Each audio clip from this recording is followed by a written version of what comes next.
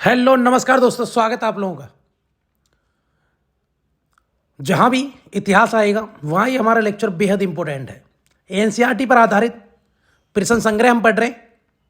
इसमें जो हमारे क्वेश्चन रहेंगे वो पाषाण काल से, सिंधु घाटी सभ्यता से और वैदिक काल से रहेंगे। और भैया एनसीईआरटी बेसिस हमारे ये क्वेश्चन रहने वाले हैं। जहां जहां इतिहास पूछा जाएगा वहां ये क्वेश्चन बहुत इंपॉर्टेंट रहेंगे आप लोगों के लिए। शुरुआत करते हैं। प्राचीन भारत का इतिहास हमारा टॉपिक है और उसमें पाषाण काल, सिंधु घाटी सभ्यता और वैदिक काल हम आपको इनके कुछ क्वेश्चन हम आपके साथ डिस्कस करेंगे और इसी के माध्यम से आपके टॉपिक कंप्लीट हो जाएंगे। तो पहला क्वेश्चन क्या रहेगा? तो पहला क्वेश्चन है प्यारे बच्चों आप लोगों के सामने। क्वेश्चन है जी, सबसे पहले मानव सदृश प्राणी जो प्राक मानव से प्रजातीय रूप से भिन्न था उसे सामान्यतः जाना जाता है। तो बताएं जल्दी क्या आंसर इसका रहेगा, बताएं। तो पहला मानव सदृश प्राणी, तो बताएं क्वेश्चन।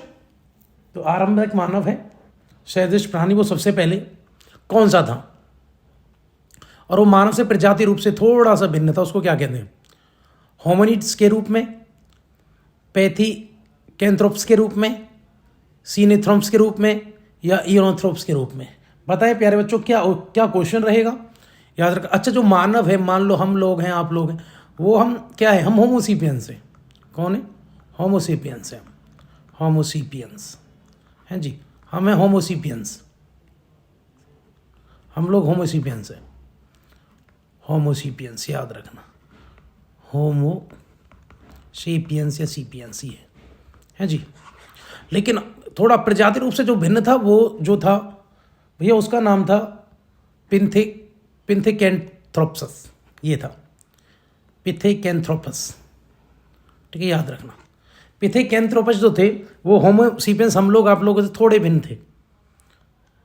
क्या नाम था? पिथेकैंथ्रोपस, याद रखना, पिथेकैंथ्रोपस। तो इनका याद रखना। चलो अगला, भीमबेटका किसके लिए प्रसिद्ध है? गुफाओं के शैलचित्र के लिए, खनिज के लिए, बौद्ध भिक्षुओं के लिए या सोन नदी के उद्गम के लिए? तो गुफाओं के शैलचित्र के लिए भीमबेटका की गुफा। भीमबेटका गुफा है भैया यहाँ पर, भीमबेटका नामक जगह पर। क्यों भीमबेटका इस गुफा को क्यों कहा गया? क्योंकि यहाँ पर कभी भैया महाभारत काल में भीम अपनी पत्नी हिडिंबा के साथ इस गुफा में बैठे थे। भीम अपनी पत्नी हिडिंबा के साथ कहाँ बैठे थे? यहाँ बैठे थे हिडिंबा के साथ। तो याद रखना, इसलिए इसका नाम ही क्या पड़ गया? भीमबेटका। और कहाँ पर है भैया? ये मध्य प्रदेश में। ये गुफा भीमबेटका की क्या है प्यारे बच्चों? ये मध्य प्रदेश में, याद रखना। और किस काल की है? ये पुरापाषाण काल की ये गुफा। पुरापाषाण काल के मनुष्य के यहाँ पर पेंटिंग मिली है, शैल चित्र मिले हैं। तो याद रखना पुरापाषाण काल के हैं। अगले क्वेश्चन की तरफ हम चलेंगे। किस स्थल से मानव कंकाल के साथ कुत्ते के कंकाल के भी साक्ष्य प्राप्त हुए? तो मानव कंकाल के साथ कुत्ते के कंकाल को भी दफनाया गया। ब्रह्मगिरी से, बुर्जहोम से, चिरान से, मास्की से। बताए प्यारे बच्चों कहाँ से ये क्वेश्चन मिला है?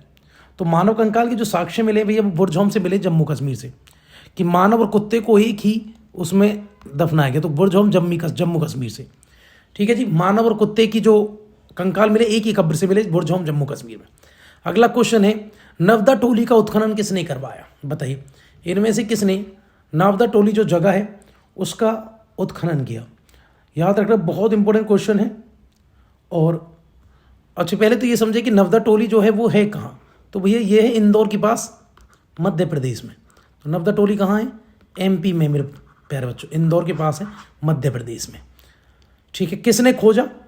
तो भैया इसको खोजा था HD संकालिया ने, इन्होंने इसको खोजा। नवदा टोली के बारे में और थोड़ा समझा। नवदा टोली जो जगह है वो किस संस्कृति की? वो मालवा संस्कृति की। और मालवा संस्कृति कहाँ थी? गुजरात, महाराष्ट्र और MP में फैली हुई थी ये संस्कृति, याद रखना, इसी का ही भाग है। और यहाँ की जो नवदा टोली कह लो मालवा संस्कृति की मुख्य फसल क्या थी? गेहूँ था, हैं जी, मसूर की दाल थी, हुआ करती थी, अलसी ये हुआ करती थी। अगले क्वेश्चन की तरफ हम चलेंगे। अगला क्वेश्चन क्या? ताम्रपाषाण काल में महाराष्ट्र के लोग मृतकों का घर फर्श के नीचे रखकर किस प्रकार दफनाते थे? मृतकों को घर के फर्श के अंदर कैसे दफनाते थे? मैं फिर क्वेश्चन पढ़ रहा हूँ। ताम्रपाषाण काल में महाराष्ट्र के लोग मृतकों को घर में फर्श के नीचे रखकर किस प्रकार दफनाते थे? उत्तर से दक्षिण की ओर दफनाते थे, पूर्व से पश्चिम की ओर दफनाते थे, दक्षिण से उत्तर की तरफ दफनाते थे, या पश्चिम से पूर्व की ओर दफनाते थे? बताइए क्या इनका क्रम रहा करता था भैया? उत्तर से दक्षिण, सर उत्तर की तरफ, पैर दक्षिण की तरफ होते थे भैया। इस प्रकार से ये लोग दफनाया करते थे। इंपॉर्टेंट क्वेश्चन है। और ये भी याद रखना, कुछ ऐसा दफनाते समय ना भैया, कुछ ना मिट्टी के बर्तन उनके साथ रख देते थे, कुछ तांबे के बर्तन, ताकि उनको ये लगता कि ये जहाँ जा रहे हैं तांबे के बर्तन, मिट्टी के बर्तन ऐसे रख देते थे कि इन चीज़ों की जरूरत पड़ेगी इसको दूसरी दुनिया में भी जहाँ ये जा रहा है। कुछ ऐसे प्रकार की कुछ धारणा लोगों के अंदर मौजूद थी। अगले क्वेश्चन तरफ बात करें, किसे चालकोलिथिक युग भी कहा जाता है? बताओ किसको कहते हैं चालकोलिथिक युग? इंपॉर्टेंट क्वेश्चन है। पुरापाषाण, नवपाषाण, ताम्रपाषाण या लौह युग? तो भैया ताम्रपाषाण काल को कहते हैं चालकोलिथिक। ठीक है, याद रखना, बहुत इंपॉर्टेंट है। अच्छा, पुरापाषाण को क्या कहते हैं? पैलियोलिथिक। इसको क्या कहते हैं? पैलियोलिथिक। इसको पैलियोलिथिक कहते हैं, पैलियोलिथिक। ठीक है। नवपाषाण काल को न्यूलिथिक कहते हैं, है ना, न्यूलिथिक। मध्यपाषाण काल को मीसोलिथिक कहते थे, और ताम्रपाषाण काल को चालकोलिथिक। याद रखना, इसको चालकोलिथिक कहते हैं। किसको? ताम्रपाषाण को। मध्यपाषाण को मीसोलिथिक कहते थे। ये था। ठीक है जी, तो याद रखना, इंग्लिश में नाम है इनके। इंग्लिश में भी थोड़ा याद रखा करो, कई बार ऐसे क्वेश्चन बन जाते हैं और बहुत इंपॉर्टेंट क्वेश्चन ही रहते हैं। अगला क्वेश्चन, उस स्थान का नाम बताइए जहाँ वर्तमान में बलूचिस्तान स्थित है। बताइए कहाँ है बलूचिस्तान? बुरजाम, कोल्डेवा या लोथल? अब बुरजाम जम्मू कश्मीर में, कोल्डेवा यूपी में, लोथल गुजरात में है, तो मेहरगढ़ पाकिस्तान। बलूचिस्तान भी कहाँ? पाकिस्तान, तो मेहरगढ़। तो भैया क्या आंसर है? मेहरगढ़ है। इंपॉर्टेंट क्वेश्चन है। मेहरगढ़ वो जगह है जहाँ सबसे पहले कृषि के साक्ष्य मिले थे। कृषि के साक्ष्य मिले हैं, और कब? मध्यपाषाण काल के साक्ष्य हैं प्यारे बच्चों। मध्यपाषाण काल में ही मनुष्य ने कृषि करना शुरू किया था। और कृषि भी कौन से मिले थे? सबसे पहले भैया जौ के साक्ष्य मिले, और जौ के बाद गेहूं के साक्ष्य भी मिले, कपास भी मिली है। कहाँ से? अरंडी एक होता है, अरंडी भी यहीं से मिला है। तो ये तो याद रखना, सबसे पहले जौ के साक्ष्य मिले, गेहूं के मिले, कपास के, ये सब कहाँ से मिले? तो मेहरगढ़ से मिले। मेहरगढ़ वर्तमान में कहाँ पड़ता है प्यारे बच्चों? पाकिस्तान में, बलूचिस्तान वाला रीजन है। अगला क्वेश्चन है, सिंधु घाट सभ्यता किससे संबंधित है? बताएं, बहुत इंपॉर्टेंट क्वेश्चन है। वीडियो को शेयर करें आप लोग, और ज़्यादा से ज़्यादा लोगों को जोड़ें। तो बताएं जल्दी से। तो सिंधु घाटी सभ्यता किस में पड़ता है? प्राग ऐतिहासिक में युग में पड़ता है, आद ऐतिहासिक युग में पड़ता है, या ऐतिहासिक युग में पड़ता है, उत्तर एशिया युग में पड़ता है? तो बहुत इंपॉर्टेंट क्वेश्चन है भैया।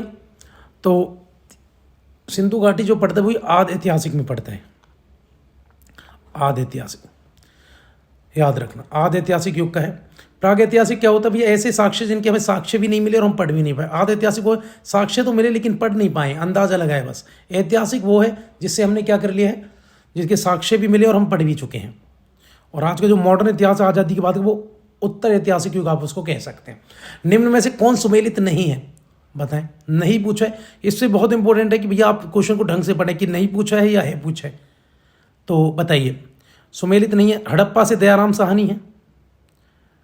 ठीक है जी। लोथल से कौन है? एस.आर. राव है, रंगनाथ राव है। बिल्कुल ठीक है। चलो और देखते हैं। वीडियो को शेयर करें और ज़्यादा से ज़्यादा लोगों को जोड़ें। सूरकोतदा से कौन है भैया? सूरकोतदा से बिल्कुल जेपी जोशी हैं, याद रखना, जेपी जोशी ने ही खोजा है। और जो ये धौलावीरा भैया, ये थापर ने नहीं खोजा है। धौलावीरा को भी किसने? जेपी जोशी, जगतपति जोशी ने ही खोजा है, दोनों को। तो इसका आंसर जो गलत हो गया भैया वो चौथा गलत माना जाता है, क्योंकि है ही गलत। क्योंकि धौलावीरा जो खोजी थी वो किसने खोजी थी? धौलावीरा को किसने खोजा था? इसने जगतपति जोशी, और इनके साथ एक और थे, कौन थे जिनका नाम मैंने अक्सर बताया होगा। तो मुझे तो जगत जोशी हैं इसको खोजने में। एक तो भैया इनको जेपी जोशी हैं। ठीक है जी। जेपी जोशी के साथ एक और व्यक्ति हैं जिनका नाम था आर.एस. विष्ट। आर.एस. विष्ट ने भी इनको खोजा। तो याद रखना है। ठीक है जी। तो चौथा गलत है इसमें। बहुत इंपॉर्टेंट क्वेश्चन हो जाता है। अगले क्वेश्चन की तरफ हम चलेंगे कि अगला क्वेश्चन क्या है। चलो अगले क्वेश्चन की तरफ हम चलते हैं। अगला क्वेश्चन है, सिंधु घाटी सभ्यता का कौन सा स्थल वर्तमान में पाकिस्तान में? और ये अभी, अच्छा बताइए क्या क्वेश्चन है, बताओ। सिंधु घाटी सभ्यता वर्तमान में से कौन सा वर्तमान में भी पाकिस्तान पड़ता है? कालीबंगा। कालीबंगा कहाँ प्यारे बच्चों? कालीबंगा तो राजस्थान में है ना, तो ये तो होगा नहीं। चलो और बताओ, हड़प्पा कहाँ है? हड़प्पा पाकिस्तान में, तो यही क्वेश्चन है। हड़प्पा वर्तमान में कहाँ है? पाकिस्तान, तो आंसर तो यही है। इसके बाद लोथल की बात करो तो लोथल कहाँ पे है बच्चों? लोथल गुजरात में है। आलमगीर की बात करो तो आलमगीर मेरठ में है, उत्तर प्रदेश में।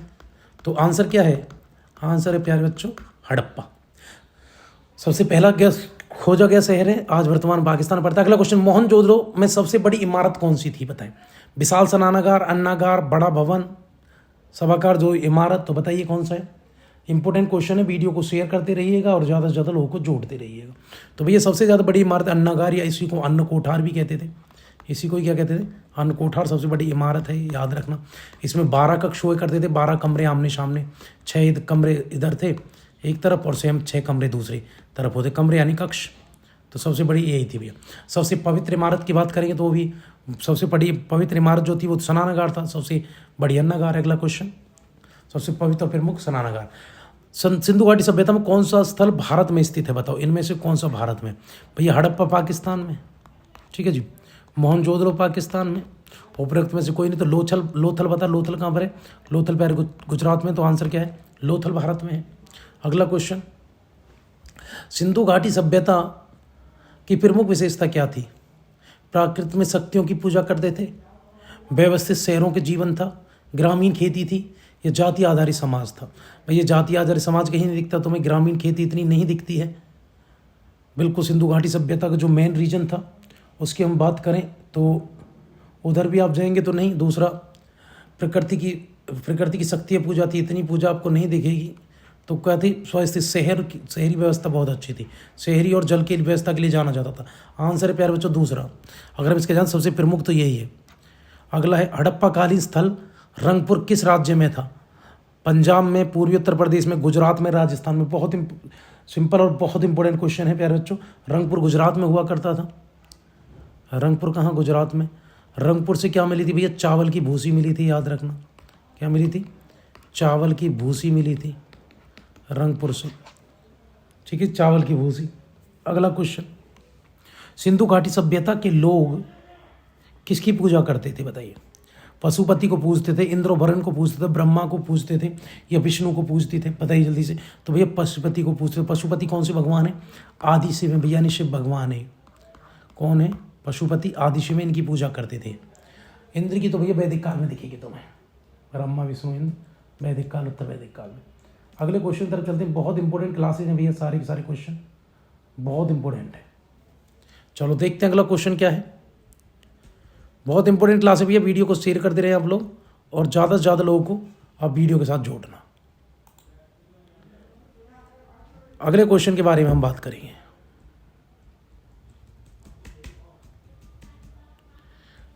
तो आप वीडियो को शेयर करें, ज़्यादा से ज़्यादा लोगों को आप वीडियो से जोड़ेंगे। क्वेश्चन क्या है हमारा? अगला क्वेश्चन है हम आप लोगों के सामने, भारत में चांदी की उपलब्धता के प्राचीन साक्ष्य कहाँ से मिले? बताइए कहाँ से मिली है चांदी के बारे में जानकारी? हड़प्पा संस्कृति से, पश्चिमी भारतीय ताम्रपाषाणिक संस्कृति में, वैदिक संस्कृति में, चांदी के आहत सिक्कों से। तो बताइए कहाँ से चांदी कहाँ देखी गई? तो भैया देखते हैं। तो वैसे आप जो जानते हैं चांदी भैया प्राचीन काल में हड़प्पा में ही चांदी के साक्ष्य मिले हैं। चांदी जो थी वो भैया आप देखेंगे तो कहाँ, राजस्थान में ही ज़्यादा देखी गई थी। उसके बाद अफ़गानिस्तान वगैरह से भी चांदी का ये आयात कर रहे थे। एक तो राजस्थान में चांदी हुआ करती थी, दूसरा अफ़गानिस्तान से चांदी का आयात करते थे। तो चांदी का व्यापार तो हड़प्पा काल से ही हो रहा है। तो याद रखना, यहाँ से ये आयात करते थे। अपना जो हो रहा था वो कहाँ था? वो राजस्थान में था। तो हड़प्पा संस्कृति में ही आपको ये चांदी दिखेगी। हड़प्पा कालीन सत्रों में से अभी तक किस धातु की प्राप्ति नहीं हुई? तो बताओ हड़प्पा में कौन सा नहीं मिला था? तांबा था, स्वर्ण था, चांदी था, लोहा था। भाई लोहा नहीं था हड़प्पा में, बाकी ये थे तांबा भी, चांदी भी, ये सब देखने को मिला था, लेकिन लोहा नहीं था। लोहे की खोज भैया 1000 BC में हुई थी, 1000 ईसा पूर्व। कब? वैदिक काल के समय। और वैदिक भी कौन सा? उत्तर वैदिक काल के समय हुई थी, याद रखना। लोहा बाद में है। अगला क्वेश्चन है, भारत का सबसे बड़ा हड़प्पा पुरास्थल कौन सा है? बताओ इनमें से कौन सा सबसे बड़ा हड़प्पा पुरास्थल है? इंपॉर्टेंट क्वेश्चन है भैया। तो बताएं, आलमगीरपुर है, कालीबंगा है, लोथल है, राखीगढ़ी। तो राखीगढ़ी भाई, राखीगढ़ी कहाँ? हरियाणा में, हिसार में। यही सबसे बड़ा स्थल है हड़प्पा सभ्यता का, याद रखना। बहुत इंपॉर्टेंट क्वेश्चन है, वीडियो को शेयर कर दो और ज़्यादा से ज़्यादा लोगों को जोड़ें भैया। जो राखी गढ़ी को खोजा है, किसने खोजा था? प्रोफेसर सूरज भान ने हरियाणा में। वैसे रफ़ी मुगल में खोजा, उसके बाद सूरज भान का दायित्व ज़्यादा है सूरज भान जी का। इसके बाद आप देखेंगे तो भैया अरविंदर सिंह ने भी खोजा है, सूरज भान इन्होंने भी। अगले क्वेश्चन की तरफ चलेंगे, बहुत इंपॉर्टेंट क्वेश्चन है, सारे के सारे क्वेश्चन प्यारे बच्चों। अगला क्वेश्चन है, सिंधु घाटी के लोगों की एक महत्वपूर्ण रचना किसकी मूर्ति की थी? बताएं, जल्दी बताएं। तो सिंधु घाटी जो इसमें महत्वपूर्ण रचना किस मूर्ति की थी? नटराज की मूर्ति, नृत्य की मूर्ति, बुद्ध की मूर्ति, नरसिम्हा की मूर्ति? तो भैया नर्तकी की मूर्ति थी। डांसिंग मूर्ति मिली यहाँ से हड़प्पा से। बहुत इंपॉर्टेंट मूर्ति किसकी थी भैया? वो कांसे की मूर्ति हुआ करती थी, जो कांस्य धातु है उसकी मूर्ति थी भैया, याद रखना। और जो कांस्य धातु जो ये मूर्ति थी कहाँ से मिली थी प्यारे बच्चों? ये मिली थी मोहनजोदड़ो से। ये भी कहाँ से मिली? मोहनजोदड़ो से प्राप्त हुई थी। बेहद इंपॉर्टेंट क्वेश्चन है, वीडियो को शेयर करते रहिए और ज़्यादा से ज़्यादा लोगों को जोड़ते रहें। अगला क्वेश्चन है, सैंधव सभ्यता बृहद स्नानागार कहाँ से प्राप्त है? बताओ, स्नानागार कहाँ से मिला? वो भी मोहनजोदड़ो से मिला। कहाँ से? मोहनजोदड़ो से, याद रखना। स्नानागार बहुत इंपॉर्टेंट है, बहुत इंपॉर्टेंट है भैया स्नानागार। अगले क्वेश्चन की तरफ चलेंगे, हड़प्पा के लोग किस वस्तु के उत्पादन में अग्रणी थे? बताइए, कौन सी वस्तु हड़प्पा के लोगों के पास ज़्यादा थी? मुद्राएं, कांसे के औजार, कपास या जौ? बताओ जल्दी से। भैया कपास का उत्पादन खूब कर रहे थे, करते जौ गेहूँ का भी था पहले जौ, लेकिन कपास में ये भैया बहुत ज़्यादा उन्नत थे लोग। बहुत इंपॉर्टेंट क्वेश्चन है और ज़्यादा से ज़्यादा लोगों को जोड़े भैया, क्योंकि हड़प्पा के समय कृषि का भी व्यापार खूब हो रहा था और कपास सबसे ज़्यादा हो रही थी। कपास के अलावा आप देखेंगे तो भैया चावल भी, गेहूँ भी, जौ भी, खजूर भी, खजूर नहीं क्या बोलते, खरबूज भी था, तरबूज भी था, याद रखना। मटर, राई सब हो रहा था भैया उस समय, बहुत इंपॉर्टेंट है। और ये भी याद रखना, क्वेश्चन आ जाएगा, ये लोग कपास को क्या बोलते थे? ये कपास को कहते थे सिंडन। क्या बोला जाता था कपास को? सिंडन कहकर भैया ये लोग पुकारते। और ये लोग नहीं, ये तो कपास ही कहते थे, यूनानी लोग कहते थे इसको, है ना, सिंडन। कौन कहते थे? यूनानी लोग।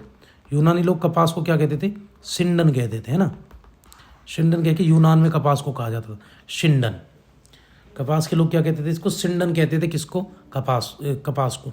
अगला क्वेश्चन है, वेद शब्द का क्या मीनिंग होता है? वेद का मतलब होता है प्यारे बच्चों ज्ञान। अच्छा यहीं से बताओ, आर्य शब्द का क्या मीनिंग होता है? आर्य का मतलब होता है श्रेष्ठ। श्रेष्ठ लोग ही ज्ञान देते हैं। सबसे प्राचीन वेद कौन सा? यजुर्वेद, ऋग्वेद, सामवेद, अथर्ववेद? तो सबसे प्राचीन है भैया ऋग्वेद। सबसे बड़ा भी कौन सा है? ऋग्वेद, याद रखना। 10 मंडल हैं ऋग्वेद में, 1028 सूक्तियाँ यानी प्रार्थनाएँ हैं, 10,552 हैं, 52 मंत्र हैं। और तीसरे मंत्र में गायत्री मंत्र भी लिखा हुआ है प्यारे बच्चों। बहुत इंपॉर्टेंट क्वेश्चंस चल रहे हैं, आप वीडियो को शेयर कर दो, ज़्यादा से ज़्यादा लोगों को जोड़े। बेहद इंपॉर्टेंट क्लास है भैया, जल्दी जल्दी जोड़ दें ज़्यादा से ज़्यादा लोगों को। अगले क्वेश्चन की तरफ हम चलेंगे। अगला क्वेश्चन है आप लोगों के सामने, किसके संकलन ऋग्वेद पर आधारित है? बताइए। यजुर्वेद के, सामवेद के, अथर्ववेद, उपरोक्त में से कोई नहीं। तो बताएं जल्दी से, किसके संकलन ऋग्वेद पर आधारित है? तो सामवेद के संकलन ही ऋग्वेद पर आधारित है भैया। सामवेद का संकलन ऋग्वेद पर आधारित। इसको भैया गाया जाने वाला वेद कहा जाता है। गाया जाने वाला वेद कौन सा है? तो भैया गाया जाने वाला वेद है ये सामवेद। और ये भी याद रखना, ये कैसे लिखा हुआ है? ये कविता के फॉर्म में लिखा हुआ है, कविता के रूप में लिखा हुआ है पूरा। और इसको क्या कहते हैं? संगीत का जनक कहते हैं। गाया जाता है, इसको पढ़ा नहीं जाता। इसी वेद को कहते हैं संगीत का जनक। तो संगीत का जनक भैया कौन सा वेद है? सामवेद। और ये भी याद रखना आप लोग, संगीत के जो 7 स्वर हैं, सारे गामा पादानी, वो सामवेद से ही निकले हैं। अगले क्वेश्चन की तरफ चलेंगे। बोगज कोई महत्वपूर्ण है क्यों महत्वपूर्ण है बोगज कोई? यह मध्य एशिया एवं तिब्बत के मध्य एक महत्वपूर्ण केंद्रीय व्यापारिक केंद्र था। यहाँ से प्राप्त अभिलेखों में वैदिक देवता व देवियों के नाम का उल्लेख मिलता है। वेद के कुल मूल ग्रंथों में से रचना यहाँ हुई थी या उपरोक्त में से कोई नहीं। तो बताएं प्यारे बच्चों, किस लिए बोगज कोई महत्वपूर्ण क्यों हो जाता है? किससे जुड़ा हुआ है बोगज कोई? तो याद रखना भैया, यहाँ पर भारत दुनिया का पहला अभिलेख मिला। तो अभिलेखों जो वैदिक देवी देवताओं के नामों का उल्लेख है वो यहीं मिलता है, याद रखना। इंद्र, नादस्य, ये सब देवताओं के उल्लेख मिलते हैं। वरुण, शिव सबके मिलते हैं, वैदिक कालों के मिलते हैं यहाँ पर। अगला क्वेश्चन है, प्राचीन भारत में निश क्या था, बताओ। निश या निक क्या होता था, इंपॉर्टेंट क्वेश्चन है। तो बताइए, प्राचीन उसमें निक किसको बोलते थे, निश किसको बोलते थे? तो भैया जो स्वर्ण आभूषण थे उनको बोलते थे। सोने के आभूषण जो पहनते थे उनको ये निष्क बोला करते थे। अगला क्वेश्चन, ऋग्वेद किस नदी का, ऋग्वेद जो है वो किस नदी को माते तामा या देवी तामा, माते तामा, देवी तामा एवं नदी तामा नाम से संबोधित करते थे? बताइए किस नदी को कहते थे माते तामा? तो सबसे इंपॉर्टेंट नदी कौन सी थी? सरस्वती थी। और सरस्वती को माता की तरफ पूजा जाता है, इसलिए माता तेमा, देवी तेमा, नदी तेमा इस नामों से भैया सरस्वती को जाना जाता था। ऋग्वेद में संस्कृत इंपॉर्टेंट, ये सरस्वती नदी इंपॉर्टेंट थी और बाद में गंगा यमुना हो जाएंगी उत्तर वैदिक काल में। चलो अगले क्वेश्चन की तरफ हम चलेंगे। बेहद इंपॉर्टेंट क्लास चल रही है प्यारे बच्चों। अगला क्वेश्चन है कि पुराणों की संख्या कितनी थी, कितने पुराण थे? 16, 18, 19, 21। तो भैया पुराणों की संख्या 18 थी। कितने पुराण थे? 18। उपनिषद कितने थे? उपनिषद मेरे भाई 108, और जिनमें से 12 तो प्रमाणिक है, उनके प्रमाण आज भी हमारे पास हैं उपनिषदों के।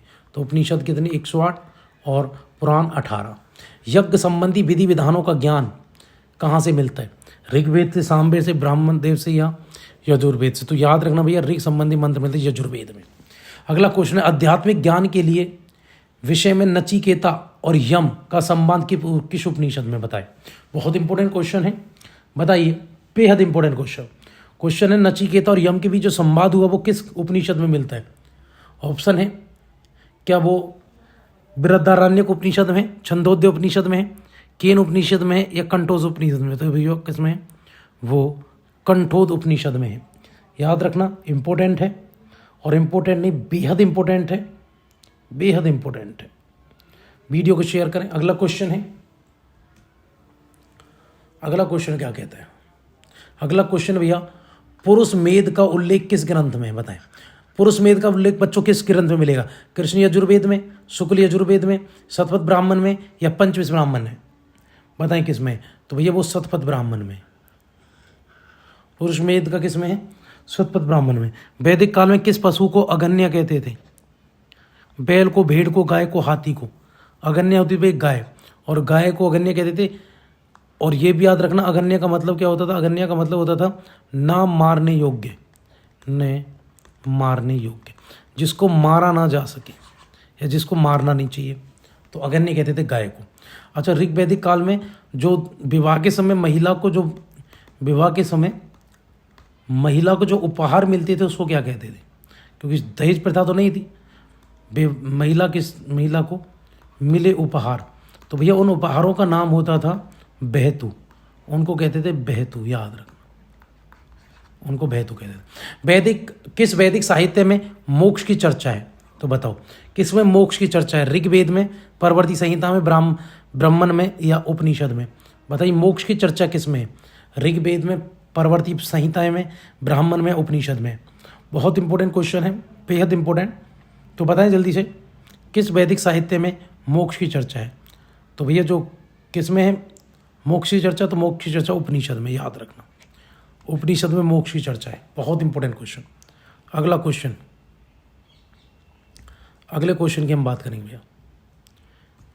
बहुत इंपॉर्टेंट क्वेश्चन है, वीडियो को लगातार शेयर करें, सारे के सारे इंपॉर्टेंट क्वेश्चन है। अगला क्वेश्चन, सत्यमेव जयते शब्द कहाँ से लिया गया? तो बताइए किस उपनिषद से है सत्यमेव जयते? हमारे देश का आदर्श वाक्य है सत्यमेव जयते, वो कहाँ से लिया गया? तो भैया वो लिया है मुंडकोपनिषद से, मुंडकोपनिषद से लिया गया, याद रखना। अच्छा, एक शब्द और है, सत्यम शिवम सुंदरम। बताएं, सत्यम शिवम सुंदरम, ये शब्द कहाँ से लिया? ये मांडुक्य उपनिषद से, याद रखना, मांडुक्य उपनिषद, और सत्यमेव जयते मुंडकोपनिषद से, याद रखना। अगला क्वेश्चन है, बहुत इंपॉर्टेंट क्वेश्चन है, इसका मतलब सत्य ही शिव है, शिव ही सुंदर है, और शिव ही सत्य है, और सत्य ही शिव है। गोत्र शब्द का प्रयोग सर्वप्रथम कहाँ हुआ? अथर्ववेद में, ऋग्वेद में, सामवेद में, यजुर्वेद में? बताएं, बेहद इंपॉर्टेंट क्वेश्चन है भैया। कहाँ आपको ये शब्द मिलेगा जिसका नाम है गोत्र? तो गोत्र का प्रचलन जो था भैया वो ऋग्वेद में दिखा है। सबसे पहले कहाँ? ऋग्वेद में ही गोत्र का प्रचलन मिला है, याद रखना, बहुत इंपॉर्टेंट क्वेश्चन है। गोत्र शब्द का वैसे अर्थ होता है पुत्र से उत्पन्न होने वाली संतान को गोत्र कहते थे उसमें, ठीक है, क्या कहते थे, गोत्र। और गोत्र से फिर क्या बन गया, पौत्र था, लेकिन ये लोग क्या कहते थे, गोत्र कहते थे। अब गोत्र से फिर भैया ऐसे करके शुरू में 7 गोत्र, फिर बहुत सारे गोत्र बन गए। ब्राह्मणों की सबसे पहले 7 गोत्र आई थी। कौन कौन सी थी ब्राह्मणों की पहली 7 गोत्र, मैं बताता हूँ। कश्यप थे, वशिष्ठ थे, भृगु थे, गौतम थे, भारद्वाज थे, अत्रि थे और विश्वामित्र थे, ये थे। फिर वहीं से भैया और वर्णों में भी आगे शुरू में 4 वर्ण हुआ करते थे।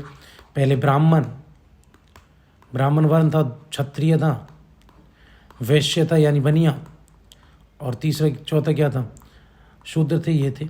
ब्राह्मणों के 7 गोता ही, फिर इनमें भी गोता, क्षत्रिय में भी आगे, वैश्य में भी, शूद्रों में, तो ऐसे करके भैया समाज का विभाजन होता चला गया। वीडियो बहुत इंपॉर्टेंट है, सारे के सारे क्वेश्चंस बेहद इंपॉर्टेंट है। आप लोग वीडियो को शेयर करें, लोग ज़्यादा से ज़्यादा लोगों को जोड़े भैया, शेयर कर दो, शेयर कर दीजिए, बहुत इंपॉर्टेंट क्लासेस चल रही हैं। अगले क्वेश्चन की तरफ हम जाएंगे। अगला क्वेश्चन क्या है, ऋग्वेद में उल्लेखित यव शब्द, एक शब्द है यव, किस कृषि उत्पादन हेतु प्रयुक्त किया जाता है, बताओ। यव क्या है, जौ है, चना है, चावल है या गेहूं है, बताएं जल्दी से भैया। यव क्या था, तो यव भैया सबसे मनुष्य की पहली फसल जौ को यव कहते थे। जौ को क्या कहते थे, जौ को ही यव कह के पुकारा जाता था। प्यारे बच्चों याद रखना, बहुत इंपॉर्टेंट क्वेश्चन है, बहुत इंपॉर्टेंट क्वेश्चन। अगला क्वेश्चन है, ऋग्वैदिक पनी किस वर्ग के नागरिक थे, पनी। तो ऋग्वेद में पनी जो थे, ऋग्वैदिक काल के पनी क्या होते थे, पुरोहित होते थे, लोहार होते, स्वर्णकार होते थे या व्यापारी होते थे। तो याद रखना भैया, व्यापारी लोगों को पनी कहते थे, पनिहारी, पनी, तो ये होते थे, पनी होते थे व्यापारी। अगले क्वेश्चन की हम बात करेंगे भैया। अगला क्वेश्चन है, सूची वन को 2 के साथ मिलाइए कूट का प्रयोग करते हुए। तो मैंने बताया यह वन कौन थे भैया, ये होते थे जौ। तो सी का 4 जहाँ मिल जाए आंसर आ गया ये। तो 1 मिलाने से क्या हो गया, 1 मिलाने से प्यारे बच्चों आंसर आ जाता है। तो क्या आ गया आंसर, डी, है ना। सी का 4 ये है ना, सी का 4 डी में है, तो कौन सा, डी आंसर है। तो देखो पहले का दूसरा, बिरही क्या है भैया, याद रखना, बिरही चावल है। बिरही किसको कहते हैं, चावल को। मृदक क्या है, मृदक भैया मूंग। इक्षु क्या है, इक्षु है गन्ना, तो याद रखना। अगला क्वेश्चन, सत साहित्री संहिता उपनाम निम्न में से किस ग्रंथ का है। तो भैया आज महाभारत को सत साहित्री संहिता कहते हैं। पुराना नाम जय संहिता था, पुराना नाम क्या था, जय संहिता, नया नाम सत साहित्री संहिता और महाभारत, याद रखना। अब इसमें कितने हैं, आज इसमें 1 लाख श्लोक हैं, तो इसलिए इसका नाम ही क्या पड़ा, 1 लाख श्लोक होने पर इसका नाम हो गया सत साहित्री संहिता। पहले था पुराना नाम जय संहिता, जो इसमें शुरू में 24,000 श्लोक थे। चलो अगला क्वेश्चन है, तमसो में ज्योतिगर्भ में कथन है मूलतः किसका, तमसो में ज्योतिगर्भ में, ये कथन किस में है, किस में मिलता है, उपनिषद का है, महाकाव्यों का है, पुराणों का है या सन दर्शन का है, बताइए किसका, सन दर्शन में किसमें, तमसो माँ ज्योतिगर्भ में कथन, तमसो माँ ज्योतिगर्भ में। तो भैया किसका, बहुत इंपॉर्टेंट क्वेश्चन है। तो ये किस में भैया, उपनिषदों में मिलता है। ये कहाँ मिलता है, ये शब्द मिलेगा तुम्हें उपनिषदों में। अगले क्वेश्चन की तरफ चलते हैं भैया, फिर से कूट है, फिर आपको मिलान करना है। चलो अच्छा ये बताओ, कृषि की शुरुआत कब हुई, चारागाह के थे, तो ये आपको मिलान करना है। और इतना इंपॉर्टेंट क्वेश्चन है कि बेहद इंपॉर्टेंट क्वेश्चन है भैया। चलो देखते हैं, सिंधु घाटी सभ्यता नगरीय थी, ये तो आप जानते हैं, पहले का 4 है, जहाँ पहले का 4 मिले तो 2 में भैया पहले का 4, या तो ये आंसर होगा या डी होगा, है ना जी। चलो और देखते हैं, एक है मध्य काल में आप कह सकते हैं जमींदारी व्यवस्था ज़्यादा थी, मध्य भारत की बात कर रहे हैं। चलो मध्य काल भारत में जमींदार प्रथा ज़्यादा थी, ये भी ठीक। डी का दूसरा, ए का चौथा, डी का दूसरा, डी का दूसरा, तो आंसर तो आ गया ये। देखो भैया, ए का चौथा है तो सिंधु घाटी सभ्यता नगरी है, बी का तीसरा है तो उत्तर वैदिक समाज में क्या थे, कृषक थे, उत्तर वैदिक काल के लोग कृषि पर आधारित थे ज़्यादा, ठीक है। और ऋग्वैदिक काल के क्या होते, चाराह लोग थे, ऋग्वैदिक आर्य चाराह ही तो थे, तो भैया आंसर क्या है, डी। सिंधु घाटी सभ्यता के लोग नरिय तो उत्तर वैदिक कृषक थी, ऋग्वैदिक काल के चाराह थे, पहले चरवाहा थे यानी पशुओं को चरा के घूम रहे थे, और मध्यकाल भारत में भी जमींदार थे, मध्यकालीन भारत में। अगले क्वेश्चन तरफ चलेंगे। अगला क्वेश्चन क्या है, इंपॉर्टेंट क्वेश्चन है भैया, वीडियो को शेयर करें, बहुत इंपॉर्टेंट क्वेश्चन चल रहे हैं प्यारे बच्चों, वीडियो को शेयर करें और ज़्यादा से ज़्यादा लोगों को आप जोड़ेंगे। तो यहाँ पर भी हमारे क्वेश्चन समाप्त होते हैं।